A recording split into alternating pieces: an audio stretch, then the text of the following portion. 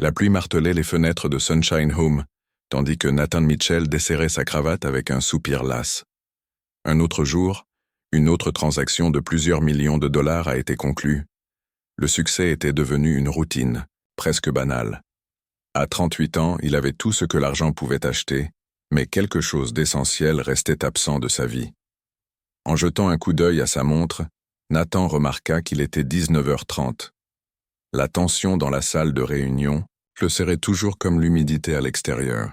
Il s'était seulement arrêté au foyer pour enfants pour finaliser les détails du don caritatif annuel de son entreprise, mais quelque chose l'a poussé à s'attarder. « Monsieur Mitchell, voudriez-vous voir notre salle à manger avant de partir ?» a demandé le directeur. « Les enfants sont en train de dîner maintenant. » Nathan hocha distraitement la tête, la suivant à travers les couloirs ornés d'œuvres d'art colorées. La salle à manger était pleine d'activités. Des dizaines d'enfants mangent, rient et vivent leur vie malgré les difficultés auxquelles ils sont confrontés. C'est alors qu'il les vit. Des jumeaux, âgés de 6 ans au maximum, assis tranquillement au bout d'une table. Contrairement aux autres enfants bavards, ils mangeaient lentement, échangeant des chuchotements occasionnels entre eux. Leurs vêtements, bien que propres, étaient visiblement usés, leurs petites silhouettes nageant dans des pulls plusieurs tailles, trop grands. Quelque chose dans leur isolement au milieu du chaos animé frappa profondément Nathan. « Qui sont-ils » Nathan a demandé au directeur. « Lucas et Ethan Parker.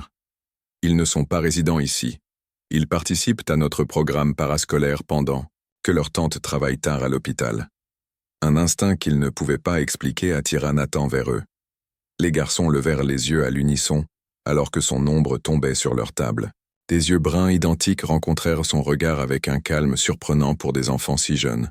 « Bonjour, » dit Nathan en s'accroupissant à leur niveau. « Je m'appelle Nathan. »« Je m'appelle Lucas, » a déclaré un garçon. « Je m'appelle Ethan, » dit l'autre. Une légère cicatrice au-dessus de son sourcil étant la seule marque distinctive entre eux. « Tu aimes la soupe ?» demanda Nathan, se sentant immédiatement idiot face à cette question banale. « C'est bon. » Lucas haussa les épaules. « Et celui de Suzanne est meilleur, mais elle travaille aujourd'hui. Tes vêtements ont l'air un peu grands, » observa doucement Nathan. « Nous grandissons en eux, » répondit Ethan avec une dignité tranquille. Une impulsion envahit Nathan. « Voulez-vous en acheter de nouveaux ?»« Je pourrais, » commença Nathan, mais le réalisateur l'interrompit. « Peut-être devrions-nous continuer notre tournée. » 2 jours plus tard, Nathan revint, des sacs à provisions à la main contenant des vêtements soigneusement choisis pour les jumeaux. Leurs yeux s'écarquillèrent face aux cadeaux inattendus. « Essayez-les », encouragea Nathan. Alors qu'Ethan attrapait un pull, sa manche recula, révélant une tache de naissance distinctive en forme de croissant sur son poignet. Nathan se figea, le souffle coupé. Lorsque Lucas tendit le bras pour examiner une veste, une marque identique ornait sa peau. La tache de naissance, identique à celle de Nathan, identique à celle de son frère Michael, était un trait familial, rare qui n'apparaissait que chez les hommes Mitchell. « C'est une tache de naissance intéressante, » dit Nathan, sa voix soudain tendue. « Notre papa avait le même, » dit Lucas d'un ton neutre. Le cœur de Nathan manqua un battement. « Le nom de ton père » murmura-t-il, même s'il connaissait déjà la réponse. « Michael Parker, » répondit Ethan. « Mais il est mort quand nous étions bébés. » Le monde semblait basculer sous les pieds de Nathan alors que l'impossibilité de la situation le frappait comme un raz de marée. Ces garçons, avec la tache de naissance distinctive de sa famille et le nom de famille de son frère décédé, appartenaient à une famille dont il ignorait l'existence. Nathan était assis à son bureau, regardant les résultats ADN devant lui, la confirmation clinique de ce qu'il soupçonnait depuis qu'il avait vu les taches de naissance en forme de croissant des jumeaux 2 semaines plus tôt. Une probabilité de 99,9% de correspondance de paternité avec Michael Mitchell. Les mots se brouillèrent tandis qu'il passait une main dans ses cheveux. « C'est impossible », marmonna-t-il, même si les preuves étaient irréfutables. Son assistante, Vanessa, frappa doucement avant d'entrer dans son bureau. L'enquêteur a appelé. Il a trouvé l'acte de décès de Michael. Elle hésita. Les actes de naissance des jumeaux. Michael était répertorié comme le père. La gorge de Nathan se serra. Pourquoi personne ne m'a dit qu'il était mon frère? D'après leur tante Suzanne, Michael a essayé à plusieurs reprises. Vanessa fit une pause. Elle a dit qu'il avait appelé votre bureau des dizaines de fois après avoir appris la grossesse. Nathan fronça les sourcils. Je n'ai jamais reçu de message. Vanessa posa un dossier sur son bureau. J'ai vérifié nos dossiers de cette période. Il y avait effectivement des appels de Michael, mais ils portaient tous la mention traitée par votre oncle Gérald. Le ventre de Nathan tomba. Gérald avait été son mentor après la mort de leurs parents, guidant la carrière de Nathan avec ce que Nathan avait toujours considéré comme une véritable sollicitude. L'idée que son oncle aurait pu délibérément lui cacher les jumeaux semblait impensable. Il y a plus, a poursuivi Vanessa. Je les ai trouvés dans les fichiers. Archivés. Elle sortit plusieurs enveloppes adressées avec l'écriture de Michael. Tous non ouverts, tous marqués « Retournez à l'expéditeur », avec l'écriture manuscrite que Nathan a reconnue comme étant celle de Gérald. Il a intercepté les lettres de Michael, murmura Nathan, la fureur grandissant en lui. Il semble que oui. Et il y a autre chose. Gérald a restructuré votre héritage à cette époque, le rendant exécutif jusqu'à vos 40 ans. Vanessa fit une pause. Ou jusqu'à ce que tu aies ta propre famille. Les morceaux s'assemblèrent avec une clarté écœurante. Gérald contrôlait l'héritage substantiel de Nathan depuis des années. Les jumeaux auraient mis fin à cet arrangement immédiatement. Nathan se leva brusquement. Je dois voir mon oncle maintenant. Le bureau du coin de Gérald respirait le pouvoir, tout comme l'homme lui-même. À 65 ans, il reste imposant. Ses cheveux argentés parfaitement coiffés, son expression calculatrice à l'entrée de Nathan. À quoi dois-je cette visite inattendue? Demanda Gérald doucement. Nathan jeta les résultats ADN sur le bureau de Gérald. Saviez-vous? Gérald jeta un coup d'œil au journal, son expression inchangée. À propos de l'indiscrétion de votre frère avec cette femme Parker, histoire ancienne? Nathan rétorqua. Pas si ancien. J'ai des neveux jumeaux. La mâchoire de Gérald se serra presque imperceptiblement. Une situation regrettable, j'en suis sûr, mais peu pertinente pour l'entreprise. Vous me les avez cachés? La voix de Nathan tomba sur un ton dangereusement calme. Vous avez caché les appels de Michael et renvoyé ses lettres. Pourquoi? Ne soyez pas dramatique. Vous aviez 25 ans, prêt à prendre la relève. Une famille aurait fait dérailler tout ce pourquoi nous travaillions. Tout toi, j'ai travaillé pour, corrigea Nathan. Tu n'avais pas le droit, ajouta Nathan, sa colère montant. Gérald se pencha en avant. J'ai protégé ton avenir. Cette femme n'a jamais été assez bien pour Michael ou cette famille. Ses enfants ne seraient qu'une distraction. Ils s'appellent Lucas et Ethan, dit Nathan en serrant les dents. Et ce sont mes neveux. Soyez raisonnable. La voix de Gérald se durcit. Que comptez-vous faire exactement? Jouer à l'oncle de certains garçons que vous n'avez jamais rencontrés? Vous ne savez rien de l'éducation des enfants. Nathan se tourna pour partir, s'arrêtant devant la porte. Je rencontre mes avocats demain. Je demande la tutelle. Le rire de Gérald était froid. Vous pensez vraiment qu'un célibataire bourreau, de travail sans expérience parentale, a une chance? Ne jetez pas tout pour une culpabilité déplacée.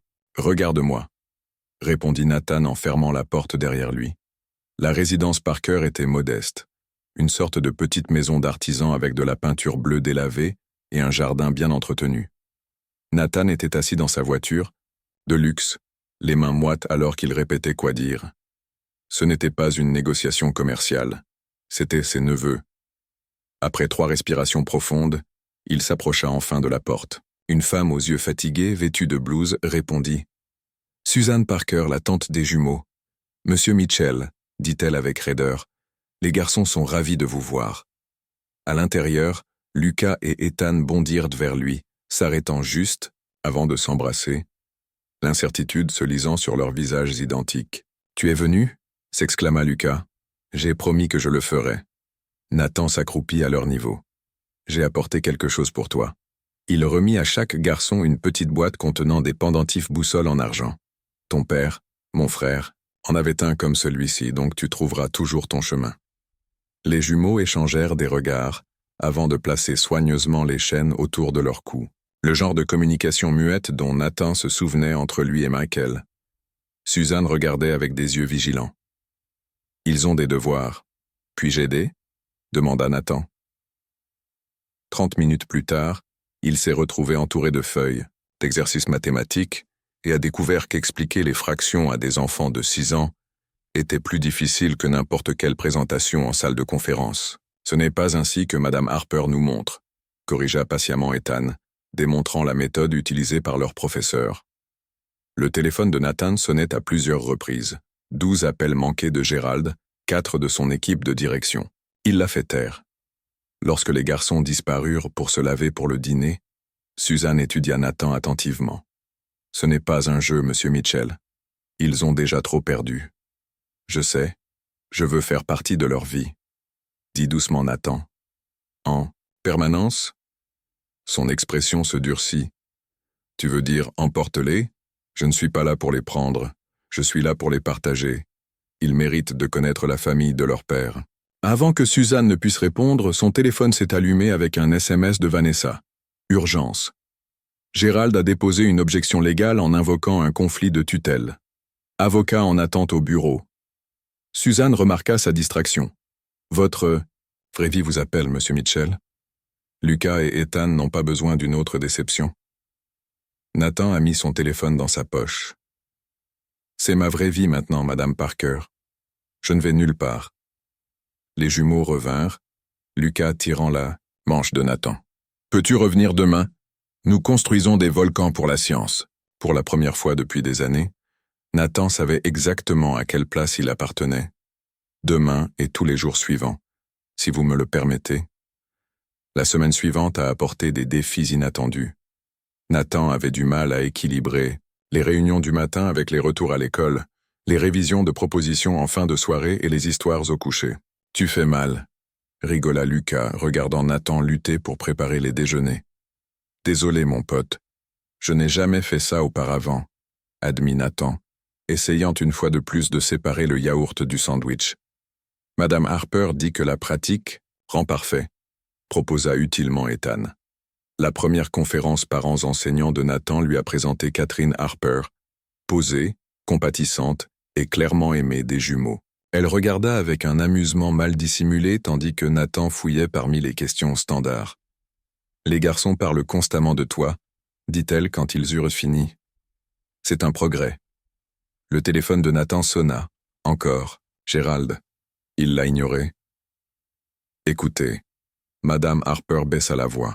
« Lucas et Ethan ont dessiné des photos de vous en cours d'art. Ils ont dit à tout le monde que leur oncle revenait d'un long voyage. » Elle sourit doucement. « C'est un précieux cadeau, de confiance. Ne le gaspillez pas. » Alors que Nathan quittait l'école, son avocat l'a appelé. « Gérald demande une évaluation psychologique, affirmant que votre intérêt soudain pour les jumeaux est une crise de la quarantaine qui pourrait nuire à leur stabilité. » La mâchoire de Nathan se serra. Il devient désespéré. « Il y a plus », a ajouté Vanessa. Il a programmé une réunion d'urgence du conseil d'administration, suggérant que votre situation familiale affecte les performances de l'entreprise. Ce soir-là, alors que Nathan mettait les jumeaux au lit, Ethan demanda d'un ton somnolent. « Est-ce que tu vas repartir ?»« Non, » dit fermement Nathan, embrassant le front de chaque garçon. « Je ne vais nulle part. » Pour la première fois depuis qu'ils avaient découvert leur existence, Nathan avait l'impression que les jumeaux pourraient réellement le croire. Nathan a trouvé la boîte cachée dans l'ancien meuble de rangement de Michael, oublié parmi les meubles et les souvenirs de l'université. À l'intérieur se trouvaient des dizaines de lettres, toutes adressées à Nathan, toutes non ouvertes. Les mains tremblantes, il ouvrit la première lettre, datée d'il y a 6 ans. « Nathan, j'ai une nouvelle qui va tout changer. Emma est enceinte. 2 jumeaux. J'ai appelé votre bureau 17 fois. Gérald dit que tu es trop occupé pour me parler. Je ne le crois pas. » Chaque lettre révélait davantage le parcours de Michael. Sa joie de devenir père, sa détermination à rejoindre Nathan et sa lutte contre la maladie qui finirait par lui coûter la vie. La dernière lettre, écrite quelques jours seulement avant la mort de Michael, a complètement brisé Nathan. « Je Crois toujours que vous auriez voulu les connaître. Je les ai nommés Lucas et Ethan. Ils ont notre tâche de naissance. Nathan, un jour j'espère qu'ils te trouveront. Le chagrin et la rage régnaient en lui. Gérald ne l'avait pas seulement tenu éloigné de ses neveux, il lui avait aussi volé, les dernières années de Michael. À son bureau, Vanessa attendait avec de sombres nouvelles. Gérald a divulgué des documents à la presse, suggérant que vous recherchez une tutelle pour obtenir des avantages fiscaux. C'est partout dans les blogs professionnels. Le téléphone de Nathan sonna. L'école des jumeaux. Monsieur Mitchell, il y a eu un incident, a expliqué Miss Harper. Certains enfants taquinaient les garçons à propos des articles de presse. Ils sont très contrariés. Quand Nathan arriva, les jumeaux étaient assis seuls, les larmes coulant sur leurs visages. Tommy a dit « Tu ne veux de nous que pour de l'argent », a murmuré Lucas. Est-ce vrai? Nathan s'agenouilla à côté d'eux. « Jamais. Vous êtes les personnes les plus importantes de ma vie. Mais tu travailles toujours, » ajouta doucement Ethan. « Et tu te fâches quand on se trompe. » Les mots piquaient de vérité. Malgré ses intentions, Nathan s'était montré impatient lorsque les garçons renversaient du jus sur des papiers importants et étaient distraits lors de leur sortie du week-end par des urgences professionnelles constantes. « J'apprends encore à être un bon oncle », a admis Nathan. « Mais je promets de faire mieux. » Ce soir-là, Gérald est apparu à la porte de Nathan sans y être invité. « Cette mascarade est allée assez loin », dit-il en laissant tomber un dossier sur la table. Emma voyait quelqu'un d'autre quand elle est tombée enceinte. Il est possible que ces garçons ne soient même pas ceux de Michael. Le sang de Nathan se glaça. L'ADN peut être manipulé, interrompit Gérald. Suzanne a désespérément besoin d'un soutien financier. Pensez-y. Lorsque Gérald partit, le doute s'installa malgré les efforts de Nathan pour l'ignorer. Pourquoi Michael n'avait-il jamais mentionné Emma avant la grossesse? Son téléphone vibrait avec un SMS provenant d'un numéro inconnu. Je connais la vérité sur Emma et Michael. Retrouve-moi demain seul. 6 juin, une photo d'Emma avec un autre homme, datant de l'époque où elle était censée être avec Michael. Nathan regarda l'image, le sol bougeant à nouveau sous lui. Tout ce qu'il pensait savoir sur Michael, sur les jumeaux, sur son nouveau but, tout à coup, rien de tout cela ne semblait certain. Le café où Nathan avait accepté de rencontrer le mystérieux messager était presque vide. Un homme s'est approché, la quarantaine échevelée avec un regard affamé dans les yeux. « Vous devez être Nathan Mitchell », dit-il en se glissant sur le siège. « Je m'appelle James Cooper. Je suis sorti brièvement avec Emma avant qu'elle ne rencontre votre frère. » Nathan l'étudia avec méfiance. « Vous avez envoyé la photo ?»« Gérald m'a payé pour cela, » a admis sans détour James. 10 000 $ pour dire que j'étais avec Emma quand elle est tombée enceinte. Il a d'autres photos, toutes falsifiées. Le soulagement de Nathan fut immédiat, suivi du dégoût. « Pourquoi tu me dis ça? Parce que Michael et Emma méritaient mieux, » dit doucement James. Ils étaient une vraie affaire, totalement amoureux. Gérald m'a proposé de l'argent pour semer le doute, mais je ne peux pas le faire. Pas quand ces garçons ont besoin de toi. Après le départ de James, Nathan s'est rendu directement dans la maison de son enfance, un endroit qu'il avait évité pendant des années. Là, dans le bureau de son père, il trouva une lettre que son père avait écrite avant sa mort. « Nathan, méfie-toi de l'influence de Gérald. Il m'en voulait d'avoir hérité de l'entreprise à sa place. Maintenant, il vous en veut. Ne le laissez pas empoisonner ce qui compte le plus, la famille. » La vérité s'est cristallisée avec une parfaite clarté. Nathan ne se battait plus seulement pour Lucas et Ethan. Il se battait pour l'avenir en lequel Michael était mort en croyant. Plus, oh, plus haut! Lucas a crié alors que Nathan le poussait sur la balançoire, son rire traversant le parc. Ces sorties du samedi matin étaient devenues leur rituel depuis un mois, un simple plaisir qu'aucun d'eux ne tenait pour acquis. Ethan regardait depuis les barres de singe, plus prudent que son frère mais tout aussi déterminé. « Regardez-moi, oncle Nathan !» appela-t-il en se balançant main sur main avec une confiance retrouvée. Nathan consulta sa montre. Pas d'appels urgents, pas de réunion. Pour la première fois de sa carrière, le travail n'était pas sa priorité. Le congé temporaire avait été la bonne décision, malgré les manœuvres juridiques incessantes de Gérald.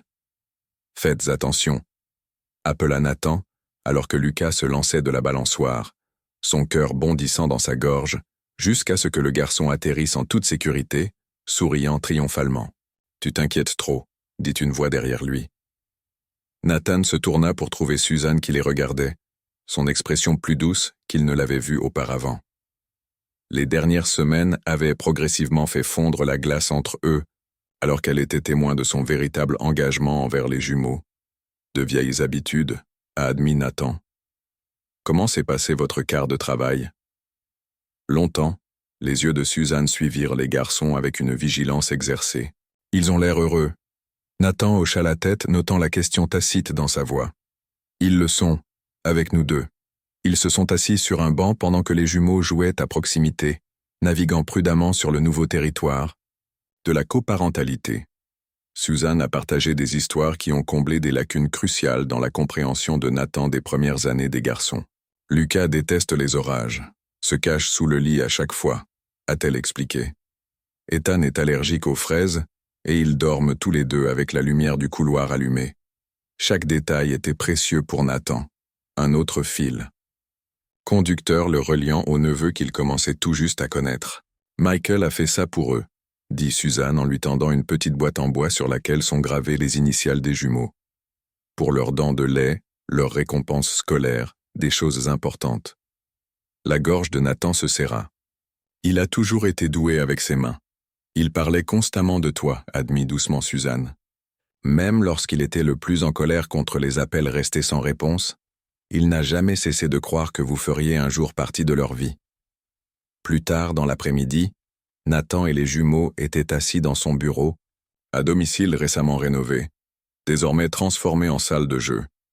Des photos de Michael ornèrent les murs aux côtés des œuvres d'art des garçons. « Est-ce que toi et papa vous êtes beaucoup disputés ?» demanda soudain Ethan, examinant une photo d'enfance des frères. Nathan se figea, ne sachant pas trop comment répondre. « Parfois, les frères font ça, dit-il. Nous nous battons aussi, acquiesça sagement Lucas. Mais nous nous aimons. Toujours. Exactement. Sourit Nathan en ébouriffant ses cheveux. Ton père était mon meilleur ami, même lorsque nous n'étions pas d'accord. Madame Harper dit, c'est ce que signifie la famille, a proposé Ethan. Aimez les gens même quand ils vous rendent fous. Le téléphone de Nathan a vibré avec un SMS de Catherine Harper elle-même. Réunion du comité de parents jeudi. Votre présence demandée. Le projet scientifique des garçons avait remporté la première place. En mettant les jumeaux au lit ce soir-là, Nathan ressentit une paix qu'il n'avait pas connue depuis des années. La rénovation de son élégant studio, en une maison dotée de veilleuses dinosaures et de lits superposés, représentait bien plus que de simples changements physiques. « Oncle Nathan » marmonna Lucas d'un ton endormi. « Restons-nous ici pour toujours ?»« C'est le plan », lui assura Nathan. « C'est aussi ta maison. »« Bien, » bâilla Ethan. « J'aime ça ici. » Après s'être endormi, Nathan se tenait sur le pas de la porte, les observant, émerveillé de voir à quel point ils avaient complètement changé son monde en seulement un mois. Son téléphone a sonné.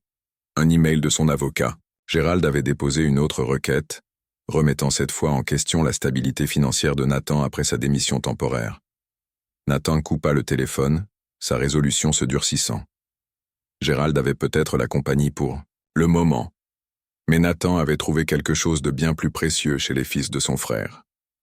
La salle de conférence devint silencieuse lorsque Nathan entra.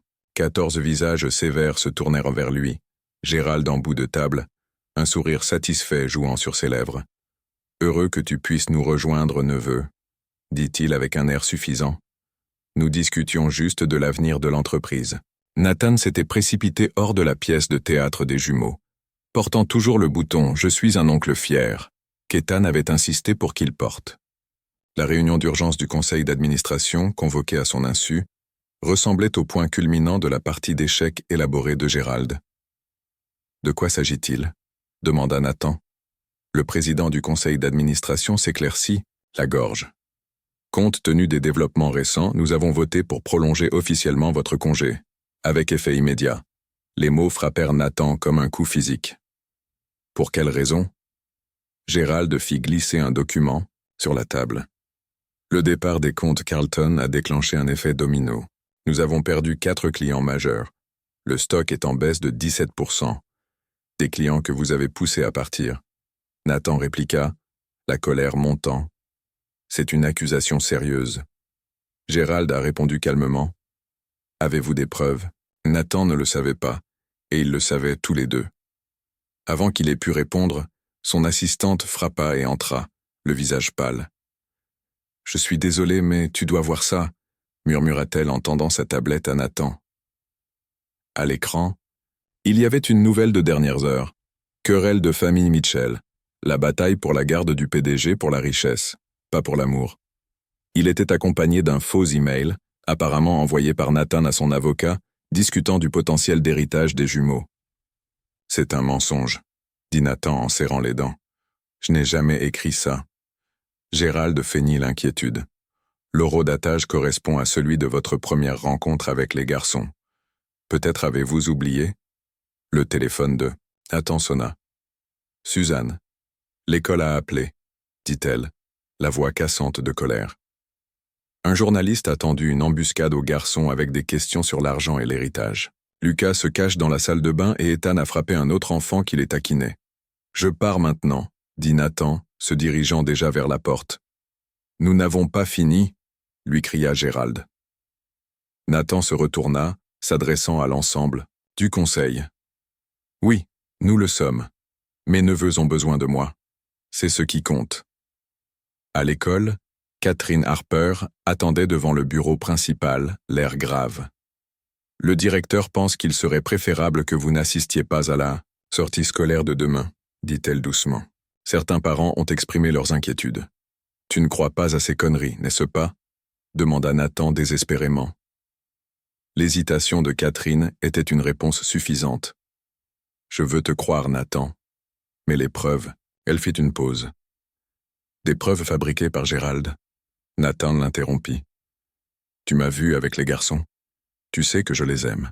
Je sais que vous vous souciez d'eux, » corrigea-t-elle soigneusement. « Mais peut-être devrions-nous prendre du recul par rapport à notre amitié, jusqu'à ce que cela soit résolu. » Le rejet piqua plus que Nathan ne s'y attendait.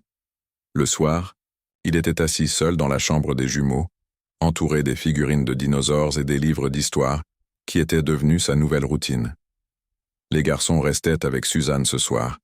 Sa suggestion après l'incident de l'école. Un coup à la porte révéla Gérald, l'air presque sympathique. « Je suis venu proposer une solution, » dit-il doucement. « Démissionnez définitivement de votre poste de PDG, cédez vos actions avec droit de vote, et je ferai disparaître cette histoire. Suzanne vous laissera voir les garçons de temps en temps. » Nathan regardait son oncle, l'homme qui avait systématiquement détruit sa vie. « Pourquoi » murmura-t-il. « Pourquoi détruire tout ce qui m'importe ?» La façade de Gérald s'est fissurée, révélant l'amertume qu'elle contenait. « Ton père t'a choisi plutôt que moi, malgré mes sacrifices. J'ai construit cette entreprise pendant qu'il te dorlotait. Puis il a tout laissé à son précieux fils et frère, me excluant de ce qui aurait dû être le mien. » Alors que Gérald partait, Nathan réalisa qu'il avait tout perdu.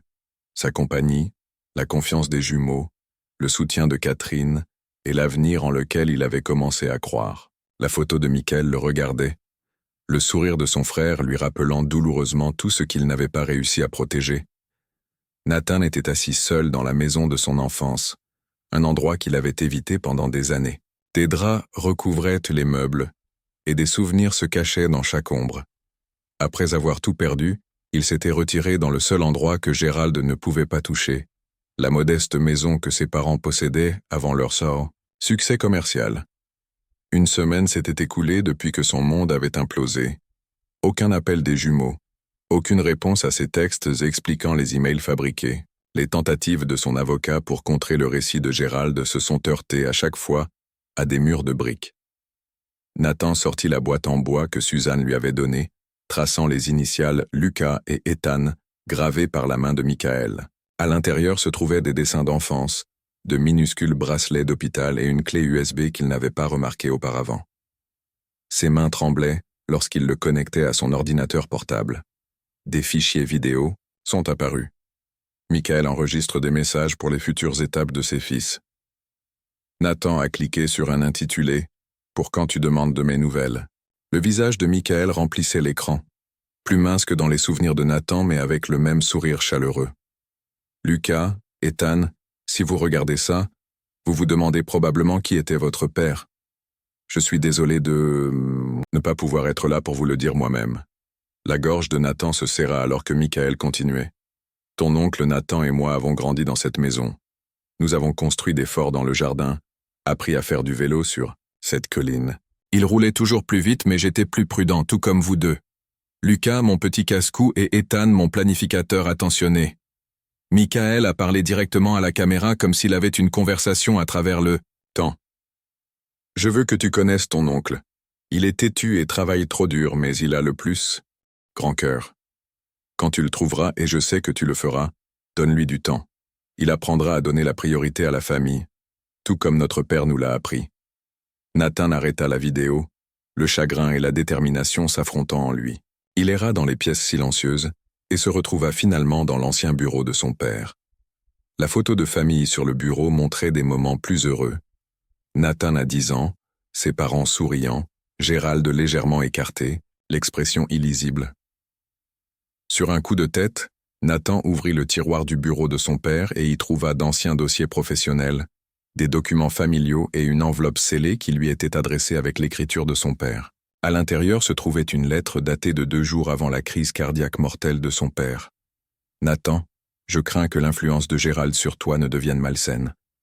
Il considère l'entreprise comme l'aboutissement de sa vie, et non comme un moyen de créer du sens et de la valeur. Rappelez-vous pourquoi nous avons construit cette entreprise. Non pas pour la richesse ou le pouvoir, mais pour créer quelque chose de durable, quelque chose qui compte. Ne laissez pas l'ambition vous voler votre chance de bonheur. Je vous ai vu suivre le chemin de Gérald, plaçant le succès avant les relations. Ne faites pas mes erreurs. J'ai perdu des années avec toi et Michael à poursuivre ce que Gérald m'avait convaincu d'être important. Ce n'était pas le cas. Nathan se laissa tomber dans le fauteuil de son père, la vérité l'envahissant. Il avait passé des années à devenir l'homme que Gérald voulait qu'il soit, motivé, impitoyable, seul, exactement ce contre quoi son père l'avait mis en garde. La sonnette brisa sa rêverie. Suzanne se tenait sur le porche, les jumeaux, à moitié cachés derrière elle. « Nous avons trouvé d'autres vidéos », dit-elle doucement. Ils voulaient voir où leur père avait grandi. Lucas s'avança, le regard sérieux au-delà de son âge. « Vous ne nous connaissiez vraiment pas avant ?» Nathan s'agenouilla à leur niveau. « Si je l'avais fait, j'aurais été là dès le premier jour. Ton père a tellement essayé de me parler de toi. » Ethan montra sa tache de naissance. « Papa a dit dans la vidéo que cela signifie que nous sommes toujours connectés, même lorsque nous ne pouvons pas nous voir. » Il avait raison, murmura Nathan, sentant quelque chose de brisé commencer à se réparer.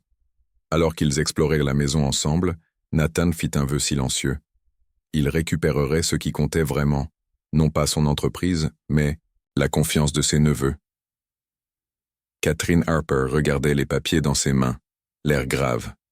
« Vous demandez la garde complète ?» demanda-t-elle en regardant Nathan. Ils étaient assis à une table tranquille dans un coin du café en face de l'école. C'était leur première rencontre depuis que Catherine s'était retirée après l'éclatement du scandale. « Je dois le faire », expliqua Nathan. Gérald pousse Suzanne à envoyer les garçons dans un internat. Il dit que cela les éloignerait de la controverse. Je ne peux pas laisser cela arriver. Catherine posa sa tasse de café. Tu manques aux garçons. Ils ont dessiné des photos de ta maison pendant les cours d'art, parlant de la cabane dans les arbres que tu as promis de construire. Ils me manquent aussi, a admis Nathan. La douleur dans sa poitrine avait été constante ces 2 dernières semaines. Son téléphone vibrait avec un SMS de son avocat. Audience d'urgence prévue vendredi. L'équipe de Gérald amène des témoins de moralité. La mâchoire de Nathan se serra. Il ne s'arrêtera pas tant qu'il n'aura pas tout détruit. Pourquoi te déteste-t-il autant ? Demanda Catherine. Il n'a jamais été question de moi, réalisa Nathan. Mon père a choisi la famille plutôt que les affaires. Gérald ne lui a jamais pardonné. Alors qu'ils se séparaient, Catherine le surprit en lui serrant la main. Pour ce que ça vaut, je te crois maintenant. Le Nathan Mitchell que j'ai connu n'utiliserait pas les enfants à des fins financières. Son soutien signifiait plus que ce à quoi Nathan s'attendait. Ce soir-là, La sonnette de Nathan retentit de manière inattendue. Il l'ouvrit pour trouver Lucas et Ethan sur son porche, leur sac à dos serré contre leur poitrine. La voiture de Suzanne tournait au ralenti sur le trottoir. « Zeur » a-t-elle appelé par la fenêtre ouverte. « Nous dînons avec Gérald, à 19 heures. » Les garçons se précipitèrent dans ses bras et pendant un instant, rien d'autre n'avait d'importance. « Nous avons trouvé d'autres vidéos de papa », annonça Lucas avec enthousiasme. Il nous a montré le fort secret dans la cour. Nathan sourit. Il est toujours là, sous le chêne. Nous pourrions y rendre visite ce week-end si oncle Gérald dit que nous allons à l'école loin. Ethan l'interrompit, son petit visage sérieux. Il dit que c'est plus sûr. Nathan s'agenouilla devant eux. Est-ce que c'est ce que tu veux? Les deux garçons secouaient la tête avec insistance. Alors je te le promets, tu n'iras pas là où. Tu ne veux pas, jura Nathan, même s'il se demandait s'il pourrait tenir cette promesse. Après le départ des garçons, Nathan a reçu un appel d'un numéro inconnu. « Monsieur Mitchell, voici Richard Peterson, l'ancien partenaire commercial de votre père. Le nom a suscité la reconnaissance. Richard avait été évincé de l'entreprise peu après le décès de son père. La première nomination de Gérald en Miss Cincinnati tant que PDG par intérim. J'ai vu la nouvelle, a poursuivi Richard. Cela se reproduit. Que veux-tu dire? Demanda Nathan. Gérald a fait la même chose avec votre père. Des preuves fabriquées ont retourné le conseil contre lui. William prévoyait de renvoyer complètement Gérald avant sa crise cardiaque. Crise cardiaque? Répéta lentement Nathan, un terrible soupçon se formant. Mon père était en parfaite santé. Il l'était, confirma gravement Richard. J'ai toujours pensé que le moment était opportun. Le sang de Nathan se glaça. J'ai besoin de tout ce que vous avez sur Gérald depuis cette époque. Chaque document, chaque email. Le lendemain matin, Nathan est arrivé au siège de l'entreprise à l'improviste. L'agent de sécurité qui le connaissait depuis son enfance lui a fait signe de passer malgré sa suspension. Nathan a accédé à la salle des archives de la direction en utilisant l'ancien code de sécurité de son père, un oubli hérité. À l'intérieur, il trouva les rapports médicaux originaux de la mort de son père, les procès-verbaux du conseil d'administration de cette période et, le plus accablant, les communications cachées de Gérald avec un médecin qui avait discrètement reçu des millions après avoir signé le certificat de décès. Tandis qu'il photographiait les documents, la porte s'ouvrit. Gérald se tenait là, le visage tordu par la rage. « Vous êtes en infraction, gronda-t-il. Et tu es un meurtrier, répondit Nathan en levant son téléphone. Pensiez-vous que je ne le saurais jamais? Vous avez tué mon père, vous m'avez éloigné de mon frère, et maintenant vous essayez de voler mes neveux. Gérald se précipita vers le téléphone, mais Nathan fut plus rapide. Les caméras de sécurité ont enregistré leur confrontation, capturant chaque mot, tandis que Gérald, se croyant acculé, criait « William allait tout gâcher. Michael était comme lui. Faible et sentimental. L'entreprise méritait mieux. » C'était la confession dont Nathan avait besoin, en présence du personnel de sécurité rassemblé lors de l'agitation. Gérald a été escorté hors du bâtiment, criant des menaces tandis que Nathan regardait, le cœur battant, sachant que la bataille finale pour l'avenir de ses neveux venait juste de commencer. Le gala de charité annuel de Mitchell Enterprises brillait de richesse et de privilèges. Les lustres en cristal projetaient une lumière prismatique sur l'élite de la ville, alors qu'elle discutait d'affaires et de résidences d'été. Nathan ajusta sa cravate, se sentant comme un étranger. Bien qu'il ait organisé cet événement pendant des années, il n'était pas PDG ce soir, juste un homme avec la vérité brûlante dans sa poche et la détermination dans son cœur. Lucas et Ethan se tenaient à côté de lui, vêtus de costumes assortis, leurs petites mains serrant nerveusement les siennes. « As-tu peur, oncle Nathan ?» murmura Lucas. Le mot « oncle » le réchauffait encore à chaque fois qu'il le prononçait. La semaine dernière avait apporté un espoir prudent. L'arrestation de Gérald pour délit financier lui avait retiré son influence immédiate, mais la bataille pour sa garde restait incertaine. Un peu, admit Nathan. Mais faire ce qu'il faut est plus important que d'avoir peur. Catherine se tenait de l'autre côté, élégante, dans une simple robe bleue. Son soutien discret était devenu son point d'ancrage à travers la tempête. « Quoi? Qu'il arrive ?» murmura-t-elle. Nous sommes avec vous. Le président du conseil d'administration tenait la cour au centre de la salle, jouant le rôle du leader bienveillant. Son sourire s'effaça lorsqu'il aperçut Nathan avec les jumeaux. « Vous n'étiez pas invité », dit-il froidement. « En fait, je l'étais », répondit Nathan. Plusieurs membres du conseil d'administration avaient exprimé en privé des doutes sur l'orientation de l'entreprise, organisant l'invitation de Nathan pour évaluer la situation. Les yeux du président se plissèrent en regardant les jumeaux. Utiliser des enfants comme accessoires, un nouveau plus bas, même pour vous. Lucas s'avança, étonnamment confiant. Il ne nous utilise pas, nous voulions venir. Nathan fit un signe de tête à son assistant qui activa le système de présentation. Les écrans géants affichèrent les preuves, les manipulations financières de Gérald, les documents falsifiés, et plus accablant, la confession audio de son implication dans la mort de William Mitchell.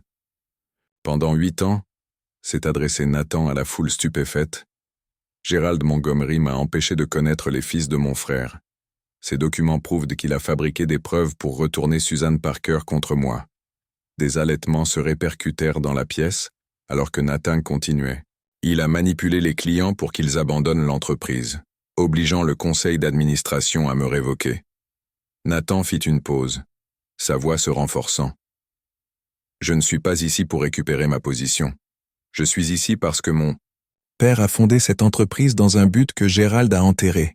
Aider les enfants qui ont perdu leurs parents, comme Lucas et Ethan, et qui ont failli perdre les leurs tous les deux. C'est absurde, balbutie le président. Il est désespéré, fit une voix frêle depuis l'entrée. Suzanne Parker se tenait là, les sacs à dos des jumeaux à la main. J'ai vu les preuves. Gérald a menacé de couper le soutien médical aux garçons si je ne coopérais pas avec ses projets de garde. 3 membres du conseil d'administration se sont immédiatement rangés aux côtés de Nathan, changeant symboliquement d'allégeance. Le président a vu son contrôle s'effondrer. En désespoir de cause, il prit Nathan à l'écart. « Éloignez-vous, maintenant », siffla-t-il. « Nous vous réintégrerons en tant que PDG. Donnez-vous une participation majoritaire. Abandonnez simplement cette croisade et laissez les garçons avec leur tante à leur place. » Nathan étudia l'homme, un autre pion de Gérald, qui se débattait désormais sans son marionnettiste. « Tu ne comprends toujours pas, » dit doucement Nathan. « Je ne choisis pas entre Lucas, Ethan et l'entreprise. Je choisis d'être l'homme que mon frère croyait que je pourrais être, l'oncle que ces garçons méritent. » Alors que le président sortait en trombe, les jumeaux glissèrent leurs mains dans celles de Nathan.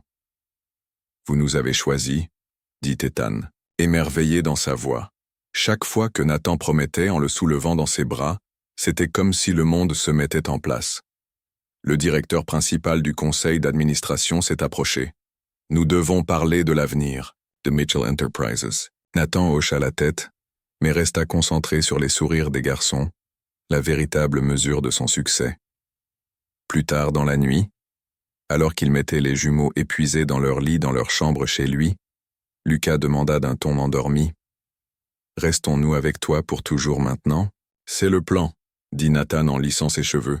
« Si c'est ce que tu veux. Nous voulons rester avec toi et tante Suzanne, » précisa Ethan, et Miss Harper aussi.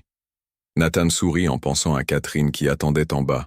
« Je pense que nous pouvons arranger ça. » Pour la première fois depuis qu'il avait découvert les jumeaux, Nathan savait exactement qui il était censé être. Pas seulement le PDG de Mitchell Enterprises, mais l'oncle de Lucas et Ethan, l'allié de Suzanne. Et peut-être quelque chose de plus pour Catherine. L'entreprise serait encore là demain. Ce soir, c'était tout ce qui comptait. Le titre annonçait la victoire. Mitchell Eyre récupère son héritage et la fraude familiale est révélée, mais Nathan savait qu'il valait mieux ne pas faire la fête. L'arrestation de Gérald avait supprimé son influence immédiate, mais les dégâts subsistaient. Une entreprise fracturée, un conseil d'administration confus et, plus important encore, 2 petits garçons pris au milieu de batailles d'adultes. 3 jours après le gala, Nathan était assis en face de Suzanne dans le bureau du médiateur du tribunal de la famille. La tension est épaisse entre eux. Garde conjointe, suggère le médiateur en examinant leur dossier. Temps égal entre les 2 maisons, les grandes décisions sont prises ensemble. L'expression de Suzanne resta réservée. Les garçons ont besoin de stabilité, Ils ont besoin de famille, répliqua gentiment Nathan. Nous tous, a-t-il ajouté. Le médiateur regarda entre eux. Peut-être une période d'essai, 6 mois de garde partagée, puis réévaluée. Après une longue pause, Suzanne hocha la tête. À une condition. Nous prenons des décisions ensemble, surtout, y compris sur le fonds fiduciaire de l'entreprise que Gérald a créé pour eux. Nathan cligna des yeux de surprise. Quel fonds fiduciaire? Gérald l'a créé l'année dernière, a expliqué Suzanne. Il a affirmé que Michael souhaitait que les garçons aient une sécurité financière. Nathan comprit. Une autre manipulation. Créer une dépendance financière pour vous contrôler. Ça a fonctionné, a admis Suzanne, la honte tintant sa voix. J'avais tellement peur de perdre leurs soins de santé, leur avenir. Nathan tendit la main par-dessus la table et lui tendit la main. Nous allons le découvrir ensemble. Le médiateur sourit pour la première fois. C'est plutôt ça. Plus tard dans la semaine, Nathan s'est retrouvé dans l'ancien bureau de son père, désormais à nouveau le sien, suite à un vote unanime du conseil d'administration. Les registres de l'entreprise ont révélé l'étendue des manipulations de Gérald. Des irrégularités financières remontant à des années, toutes destinées à renforcer son contrôle. Un coup interrompit sa lecture. Catherine se tenait, sur le seuil, tenant une pile de dessins d'enfants. « Les garçons ont fait ça pour ton bureau », dit-elle en les posant sur son bureau. « Ils voulaient que vous ayez quelque chose de plus important que des papiers commerciaux ennuyeux. » Nathan sourit, examinant les représentations colorées de leur famille grandissante. Des figurines en bâton étiquetées « Oncle Nathan, tante ». Suzanne, Madame Harper et les jumeaux, tous se tenant la main. « Ils vous ont inclus », observa-t-il.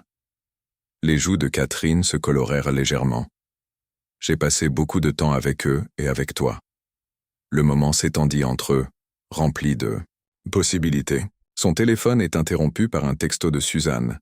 Les garçons posent des questions sur les projets du samedi. La cabane dans les arbres existe toujours? Nathan répondit immédiatement. Absolument. Matériel livré demain. Catherine sourit. La célèbre cabane dans les arbres dont parle Lucas. Rien d'autre. Voulez-vous aider? Demanda Nathan, lui-même surpris par l'invitation. Juste avertissement. Je n'ai aucune idée de ce que je fais. Moi non plus, rit Catherine. Mais je suis plutôt douée pour suivre les instructions. Ce week-end-là, la cour de Nathan s'est transformée en zone de construction. Suzanne arriva avec des beignets et du café, regardant avec amusement Nathan se débattre avec le plan. Michael a toujours été le bâtisseur, a-t-elle fait remarquer. Vous étiez l'homme d'affaires. J'apprends de nouvelles compétences, répondit Nathan en se martelant le doigt pour la 3e fois. Catherine a supervisé les jumeaux pendant qu'ils peignaient les planches. Plus de peinture tombait dessus que sur le bois. La scène était chaotique, désordonnée et parfaite. Exactement ce que devrait être une famille. Dimanche soir, la structure de base se dressait fièrement dans le chêne.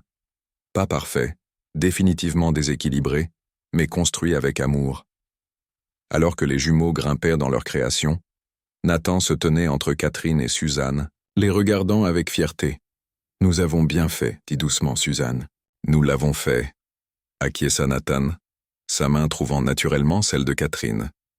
Pour la première fois depuis qu'il a retrouvé Lucas et Ethan, Nathan avait l'impression qu'il n'était pas seulement en train de survivre aux conséquences de la destruction de Gérald.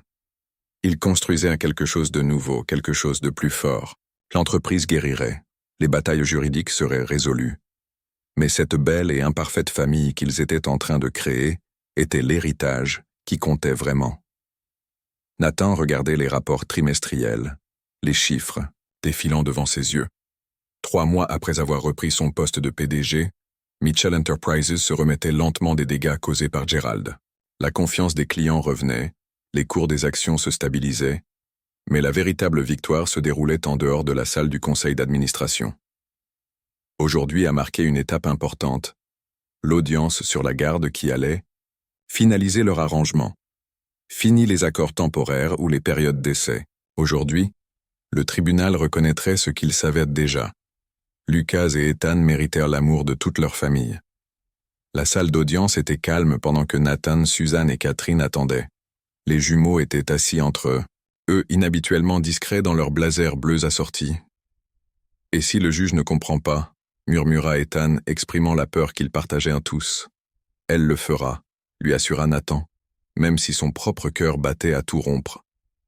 Avec l'incertitude, leur avocat les avait prévenus que les modalités de garde à 3 étaient rares.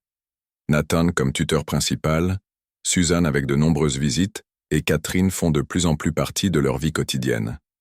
Sur le papier, cela paraissait compliqué. En réalité, cela reflétait simplement la famille qu'ils étaient devenus. Les portes s'ouvrirent, mais à la place du juge, l'avocat de Gérald entra, l'expression calculatrice. « Offre de la dernière chance », annonça-t-il, d'un air suffisant. « Mon client est prêt à abandonner toutes les demandes reconventionnelles si M. Mitchell accepte certaines conditions. » La mâchoire de Nathan se serra. Bien qu'il soit assigné à résidence et en attente de procès, Gérald manœuvrait toujours. « Quelles conditions ?» demanda Suzanne avec lassitude. Les garçons fréquentent la Westbrook Academy, l'alma mater de Gérald. Leur héritage est géré par l'entreprise choisie par Gérald jusqu'à l'âge de 25 ans. Et M. Mitchell quitte son poste de PDG de manière permanente. « Absolument pas, » dit immédiatement Nathan. L'avocat haussa les épaules. « Alors préparez-vous à une bagarre. Nous avons des témoins qui témoigneront de vos conditions de vie peu orthodoxes. » Le tribunal a tendance à favoriser les structures familiales traditionnelles. La main de Catherine trouva celle de Nathan, sa force tranquille l'étudiant. « Notre famille n'est peut-être pas traditionnelle, » répondit Nathan d'un ton neutre, « mais c'est construit sur l'amour et la vérité. Celui de Gérald est construit sur le mensonge et la manipulation. Je vais tenter ma chance avec le juge. » Tandis que l'avocat se retirait, Lucas tira sur la manche de Nathan. « Sommes-nous en difficulté ?» « Non. » Nathan s'agenouilla à leur niveau. Parfois, les adultes compliquent les choses alors qu'elles devraient être simples. Le juge, une femme au visage sévère et aux yeux bienveillants, les écouta attentivement pendant qu'ils présentèrent leur cas. Photos de leur famille recomposée, dîner du dimanche chez Suzanne, séance de devoirs avec Catherine, aventure du week-end avec Nathan, le calendrier de la cabane dans les arbres indiquant qui serait où et quand, les bulletins scolaires montrant l'amélioration des performances des jumeaux depuis le début de l'arrangement. « Votre honneur », a soutenu l'avocat de Gérald, cet arrangement méli-mélo manque de stabilité. Les garçons ont besoin de structure, pas de cette expérience. Le juge s'est tourné directement vers Lucas et Ethan. « Les garçons, j'ai une question importante. Où vous sentez-vous le plus en sécurité et le plus heureux ?» Les jumeaux échangèrent leur communication silencieuse, avant qu'Ethan ne réponde à leur place. « Avec eux tous, » dit-il simplement. « Oncle Nathan nous apprend des choses sur papa. Tante Suzanne sait quand nous sommes malades avant nous, et Miss Catherine nous aide à être courageux à l'école. Ils sont notre famille, » a ajouté Lucas avec la certitude que seul un enfant peut avoir. La juge acquiesça pensivement, puis rendit sa décision. La famille ne consiste pas à suivre des conventions. Il s'agit de créer un foyer où les enfants se sentent aimés et en sécurité. Je ne vois aucune raison de perturber un arrangement qui fonctionne clairement. Avec sa signature, leur famille non conventionnelle est devenue légalement reconnue. La dernière tentative de Gérald pour contrôler les jumeaux avait échoué. À l'extérieur du palais de justice, Nathan a serré les garçons dans une étreinte festive sous les yeux de Suzanne et Catherine, des larmes de soulagement brillant dans leurs yeux. « Sommes-nous vraiment éternels maintenant ?» Lucas a demandé. « Nous le sommes vraiment ?» promit Nathan, le cœur plein au-delà de toute mesure. Michael savait ce qui comptait bien avant Nathan, mais il avait finalement appris la leçon que son frère avait essayé de lui enseigner. Aucun succès ne valait la peine de sacrifier les gens qu'on aime. 1 an plus tard, Nathan se tenait dans le jardin de la maison de son enfance, maintenant transformé avec des fleurs aux couleurs vives et une solide cabane dans les arbres.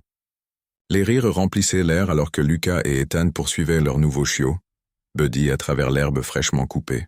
La simple joie sur les visages de ses neveux valait plus que toutes les affaires qu'il avait jamais conclues.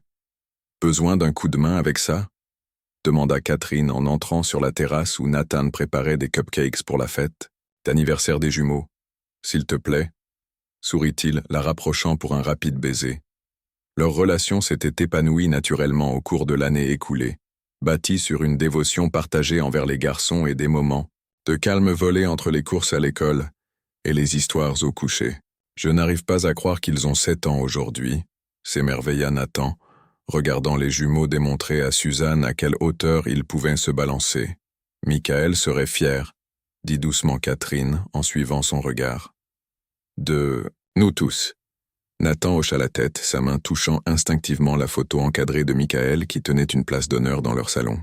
Il parlait souvent de lui, gardant son souvenir vivant pour les garçons à travers des histoires et des traditions. La sonnette retentit, et Nathan s'excusa pour répondre. Son assistant se tenait sur le porche, aujourd'hui directeur exécutif de la fondation Michael Mitchell. « Désolé, je suis en retard », dit-elle en lui tendant un paquet joliment emballé. La réunion du conseil d'administration a duré longtemps. Le nouveau programme de bourse sera lancé le mois prochain. 15 enfants qui ont perdu leurs parents recevront l'intégralité du financement universitaire.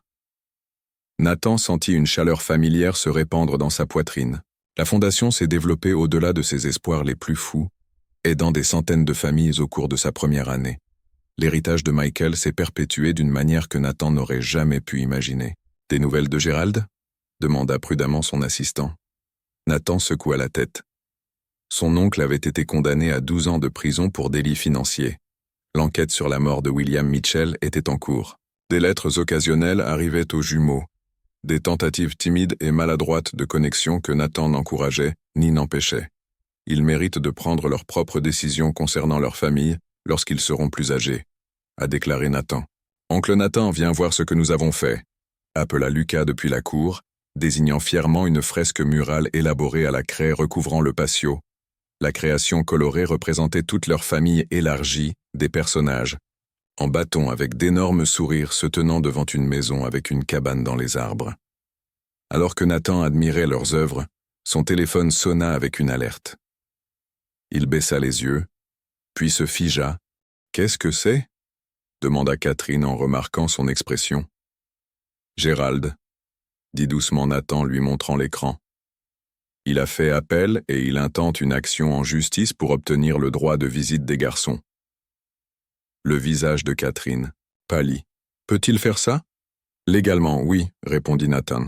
« C'est toujours leur grand-oncle. » Suzanne les rejoignit, sentant immédiatement que quelque chose n'allait pas. Quand Nathan lui expliqua, son expression se durcit. « N'avons-nous pas assez enduré, n'est-ce pas ?» demanda-t-elle, la voix teintée de frustration. Les adultes se sont installés à l'intérieur pour discuter de la situation loin des petites oreilles, la tension remplaçant la célébration qu'ils avaient prévue. Ses avocats soutiennent qu'en tant que parent par le sang, il a des droits, a expliqué Nathan en examinant la notification numérique. Ils prétendent que notre structure familiale non conventionnelle est préjudiciable. C'est absurde, Catherine a protesté. Les garçons s'épanouissent. Suzanne arpentait la cuisine. C'est juste une autre tactique de contrôle. Il ne supporte pas que nous soyons heureux sans lui. Nathan passa ses mains dans ses cheveux. Je pensais que c'était fini. Une petite voix venant de la porte les fit sursauter. Est-ce qu'oncle, Gérald essaye encore de nous emmener ? Ils se tournèrent et trouvèrent les jumeaux qui les regardaient, les yeux écarquillés d'inquiétude. Nathan s'agenouilla à leur niveau. Personne ne vous emmène nulle part, a-t-il promis, même si l'incertitude le rongeait. Nous sommes juste confrontés à des problèmes d'adultes. Est-ce parce que nous sommes différents ? Demanda Ethan. Le père de Tommy dit que nous avons une famille bizarre. L'innocence de la question brisa le cœur de Nathan. Il n'y a rien de bizarre chez les gens qui s'aiment et prennent soin les uns des autres, a-t-il déclaré fermement.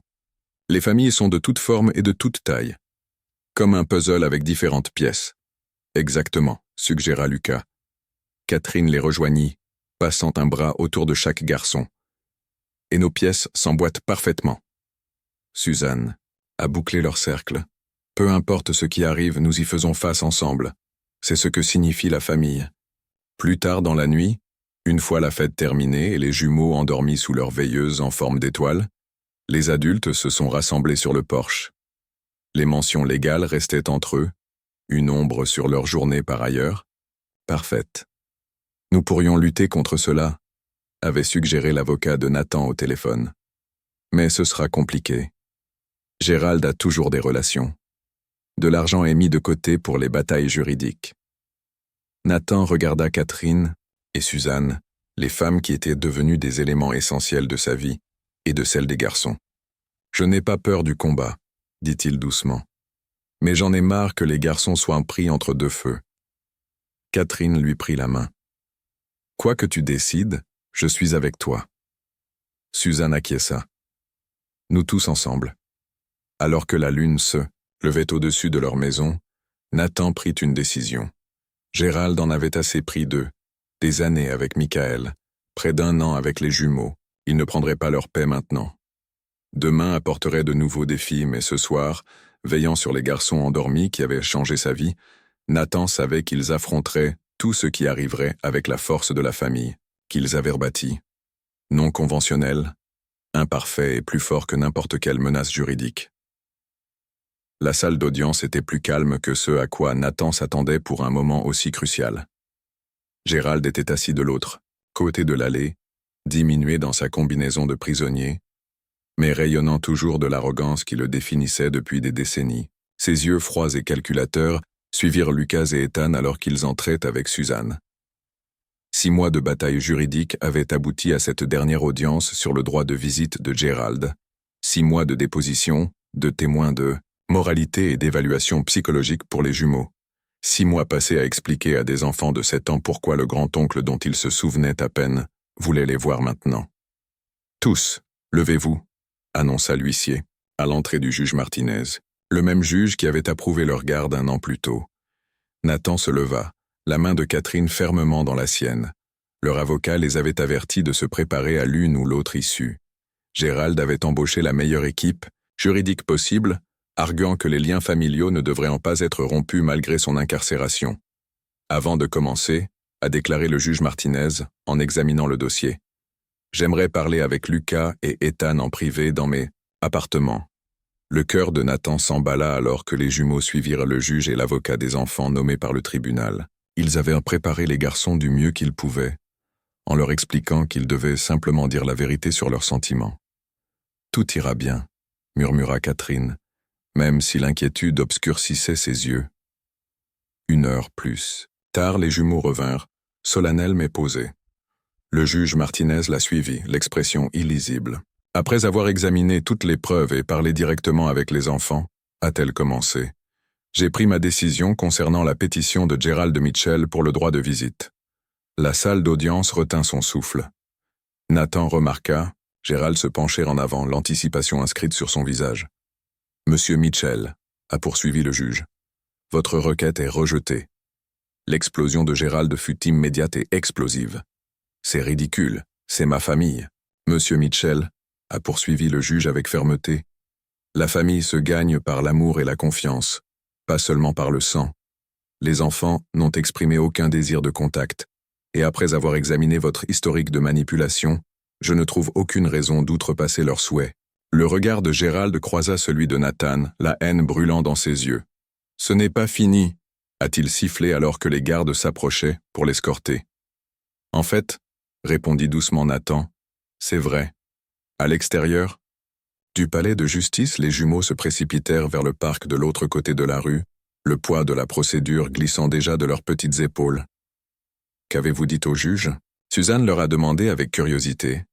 Lucas haussa les épaules. « La vérité, que nous avons déjà toute la famille dont nous avons besoin. » Ethan acquiesça.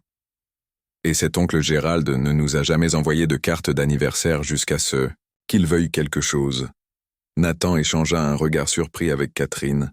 Parfois, ils oubliaient à quel point les enfants pouvaient être perspicaces. Ce soir-là, ils se sont rassemblés dans la cour pour une célébration impromptue. Le nuage juridique qui pesait sur eux depuis des mois s'était enfin levé. Pendant que Suzanne et Catherine préparaient le dîner, Nathan trouva un moment seul avec les garçons qui construisaient un fort élaboré avec des chaises de jardin et des couvertures. « Êtes-vous d'accord ?» demanda-t-il, en les aidant à prendre un virage capricieux. Aujourd'hui, c'était assez sérieux. « Tout va bien ?» répondit Lucas, concentré sur son chef-d'œuvre architectural. « Oncle Nathan ?» demanda Ethan avec hésitation. « Est-ce qu'oncle Gérald est une mauvaise personne ?» Nathan a fait une pause, réfléchissant à la manière de réagir. « Je ne pense pas que les gens soient tous bons ou tout mauvais, » a-t-il finalement déclaré. Gérald a fait de très mauvais choix parce qu'il voulait plus de pouvoir que de famille. Comme Dark Vador, suggéra Lucas. Nathan sourit, malgré lui. Quelque chose comme ça, mais sans l'arc de rédemption, du moins jusqu'à présent. Devons-nous le détester? Ethan a persisté. Non, dit fermement Nathan.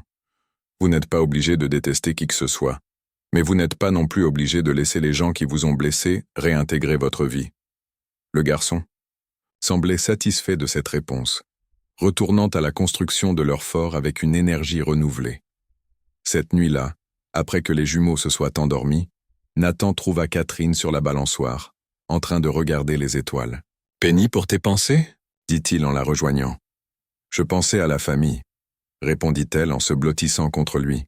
« Comment cela peut-il être à la fois votre plus grande force et votre plus grande vulnérabilité ?»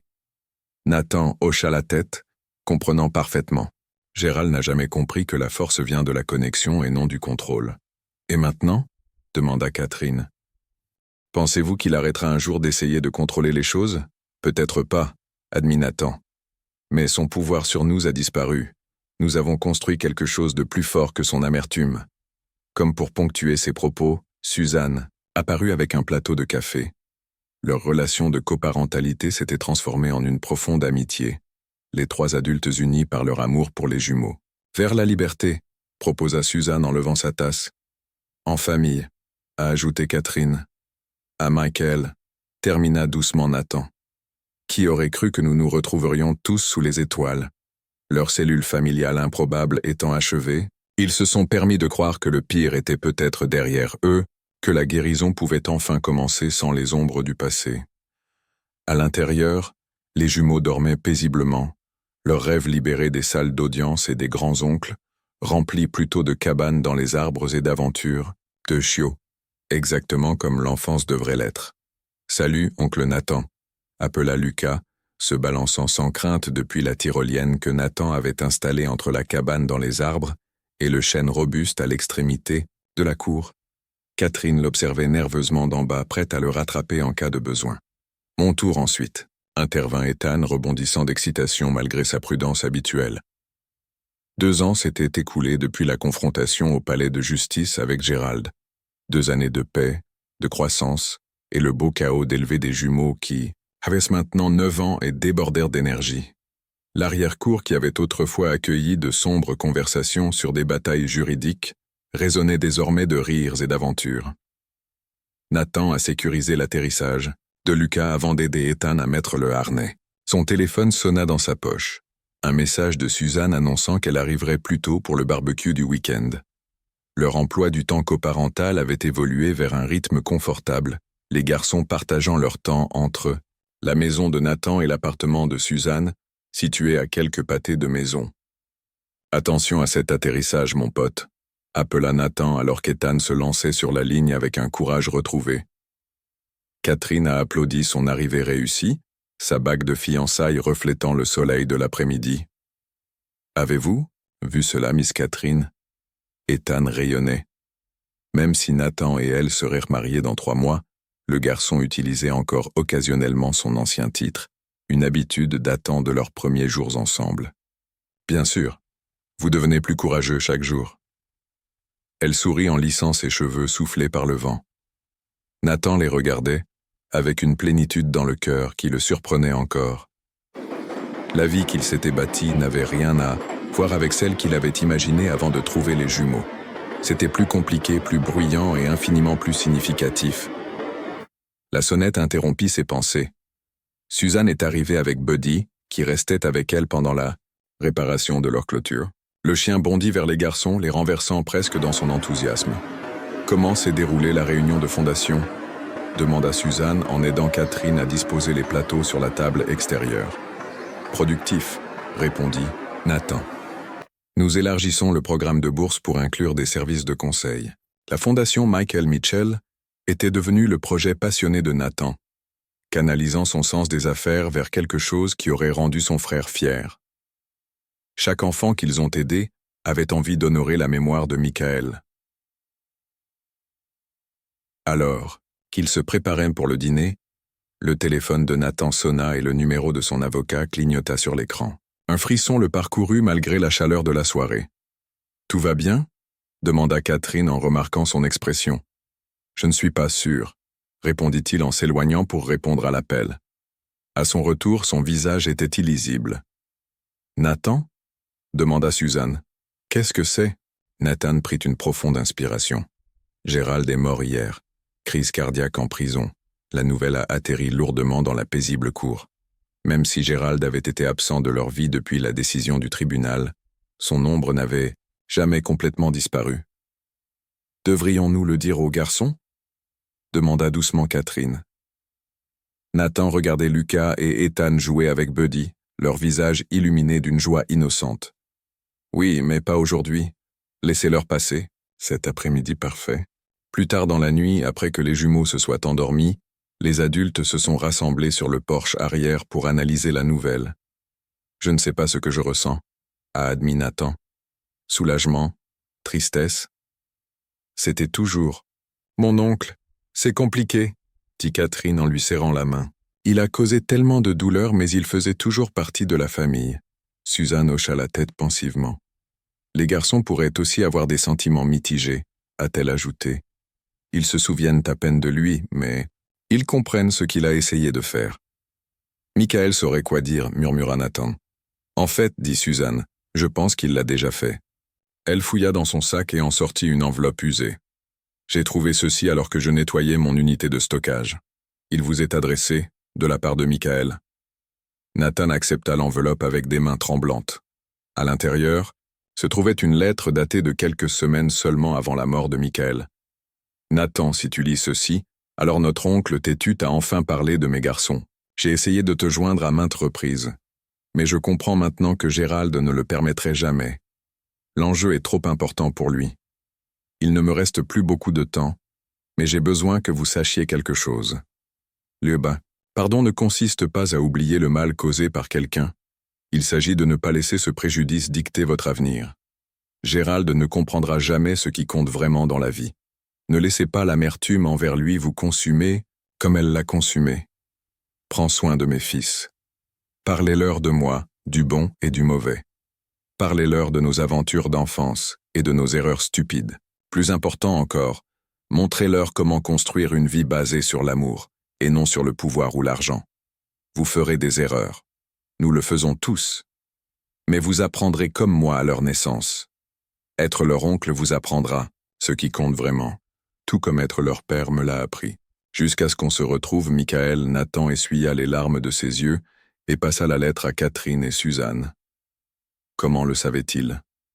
Murmura Nathan. Comment savait-il exactement ce que j'aurais besoin d'entendre des années plus tard? Il a toujours été le plus sage. Suzanne sourit tristement.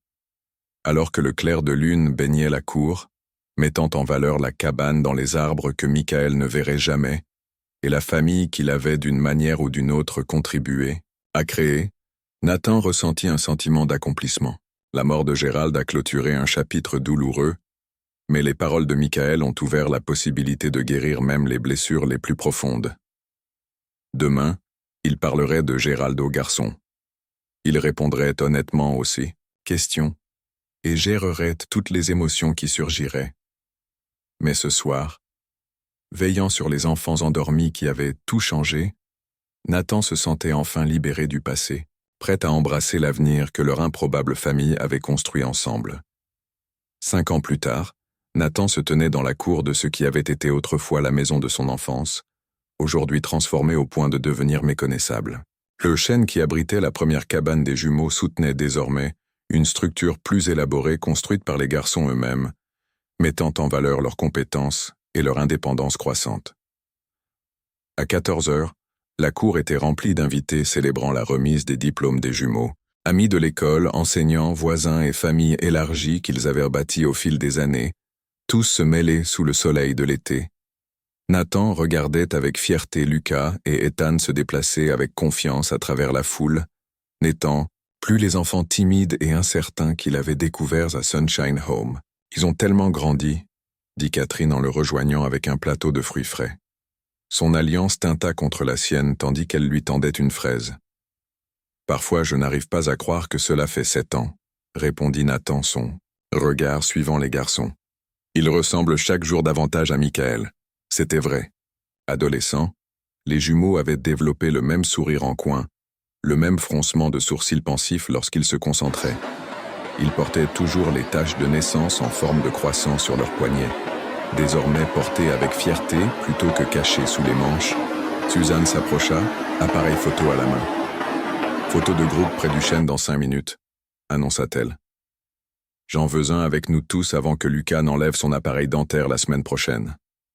Leur relation de coparentalité avait évolué vers quelque chose qu'aucun d'eux n'aurait pu prédire. Une véritable amitié basée sur le respect mutuel et le dévouement partagé envers les garçons. Suzanne avait retrouvé l'amour auprès d'un médecin au bon cœur qu'elle avait rencontré dans le cadre de son travail d'infirmière, élargissant encore davantage leur famille non conventionnelle. « Avez-vous vu la présentation faite par les garçons ?» demanda Catherine en désignant l'écran extérieur qu'ils avaient installé. Nathan ne l'avait pas fait. Il était occupé à faire des grillades et à accueillir les invités. Est-ce que c'est prêt? Presque. Ils y travaillent depuis des semaines. Très secret. Comme par hasard, Lucas tint un verre pour attirer son attention. Le rassemblement se calma alors que lui et Ethan se dirigèrent vers l'avant de la cour. « Merci à tous d'être venus aujourd'hui », commença Ethan, sa voix plus grave maintenant mais portant toujours la qualité réfléchie qui avait toujours été sa marque de fabrique. « Nous voulions partager quelque chose de spécial, a poursuivi Lucas. Quelque chose sur lequel nous travaillons depuis longtemps. L'écran derrière eux s'est allumé, affichant le logo de la fondation Michael Mitchell. Le cœur de Nathan se gonfla. La fondation s'est développée au-delà de ses rêves les plus fous, soutenant désormais des centaines d'enfants qui ont perdu leurs parents. Pour le projet d'impact communautaire de notre école, a expliqué Ethan, nous avons créé quelque chose de nouveau pour la fondation. Lucas a cliqué sur la diapositive suivante. Présentation du programme de mentorat Mitchell Brothers, qui met en relation les enfants qui ont perdu leurs parents avec des mentors qualifiés qui ont vécu la même perte. La présentation s'est poursuivie, présentant leurs recherches, des entretiens avec des psychologues pour enfants et un programme pilote qu'ils avaient déjà mis en œuvre dans leur propre école. Le niveau de détail et la compassion derrière le projet ont laissé Nathan sans voix. « Nous savons ce que c'est que de perdre un parent », dit Ethan d'une voix ferme. « Et nous savons à quel point il est important de trouver des gens qui comprennent. Nous avons eu de la chance, m'ajouta Lucas, son regard trouvant Nathan, Catherine et Suzanne dans la foule. Nous avons trouvé une famille qui nous a choisis. Tout le monde n'a pas cette chance. » Alors qu'il terminait, sous des applaudissements, enthousiastes, Nathan sentit la main de Catherine se glisser dans la sienne, la serrant doucement. Ils avaient tous deux remarqué ce que tout le monde aurait pu manquer, la subtile référence à Gérald dans la présentation des garçons. Pas par leur nom, mais dans leur compréhension de la différence entre ceux qui considéraient la famille comme une possession et ceux qui la considéraient comme un choix. Après la présentation, les invités se sont rassemblés autour du grand chêne pour prendre des photos. Nathan se retrouva debout entre les jumeaux, tous deux atteignant presque son épaule. « Papa aurait adoré ça », dit doucement Lucas en ajustant sa cravate. Le mot « papa » avait toujours du poids. Un respect pour un père dont ils se souvenaient à peine mais qu'ils avaient appris à connaître à travers des histoires, des vidéos et l'héritage que Nathan avait contribué à préserver. « Il l'aurait fait », approuva Nathan, l'émotion lui serrant la gorge.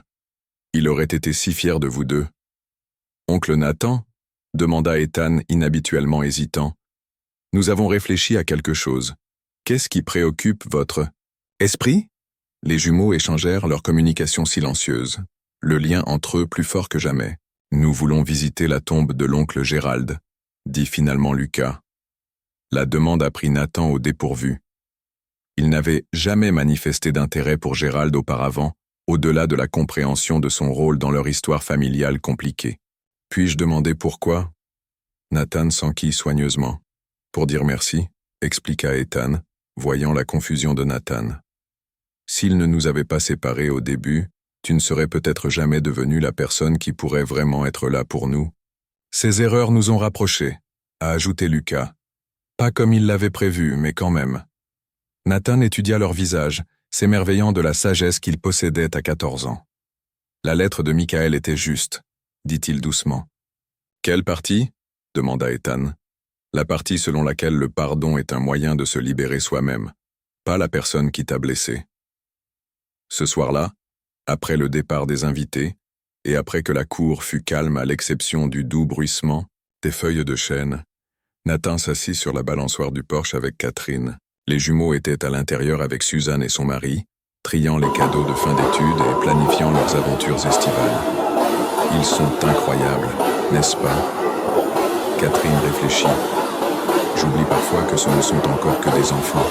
Ils ont dû grandir vite, réfléchit Nathan. Mais ils sont aussi devenus des enfants comme Michael et moi ne l'avons jamais fait. À cause de toi, dit Catherine en posant sa tête sur son épaule. Vous avez brisé le cycle.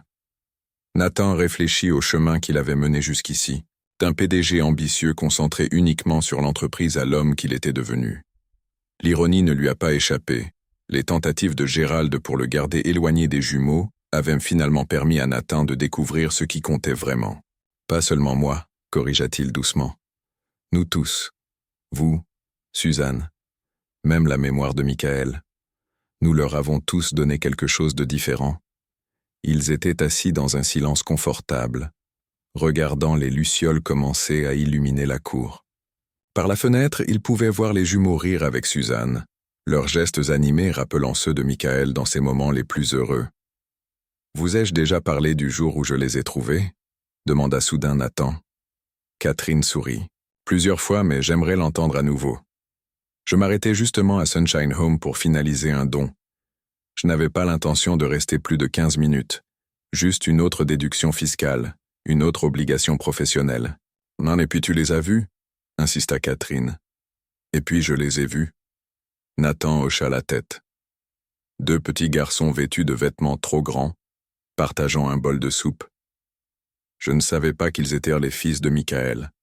Je ne connaissais pas les tâches de naissance. Je savais juste qu'ils avaient besoin que quelqu'un les voie, les voir vraiment. Et ils avaient besoin que vous voyiez, a ajouté Catherine, la personne que tu pourrais devenir. Nathan repensa à l'homme qu'il avait été 7 ans plus tôt, un homme qui avait réussi à tous égards, mais fondamentalement incomplet. Les jumeaux ne lui avaient pas seulement donné une famille. Ils lui avaient donné un but, une perspective et une compréhension profonde de ce que signifiait réellement le succès. À l'intérieur, Lucas a annoncé le début d'un tournoi de jeux de société. Ethan apparut à la porte leur faisant signe d'entrée. « Tu fais partie de mon équipe, oncle Nathan, » dit-il. Catherine est avec tante Suzanne. Alors qu'ils se joignaient aux rires intérieurs, Nathan réalisa que ceci, ce bruit, cette joie, cette famille parfaitement imparfaite, était l'héritage que Michael lui avait véritablement laissé. Pas une entreprise ou un héritage, mais la chance de construire quelque chose de bien plus précieux. Une maison où chacun avait sa place exactement comme il était. Les taches de naissance en forme de croissant qui révélaient autrefois une vérité cachée les marquaient désormais simplement comme faisant partie de la famille, liés non seulement par le sang ou par des documents juridiques, mais aussi par le choix quotidien de s'aimer à travers tous les chapitres de la vie.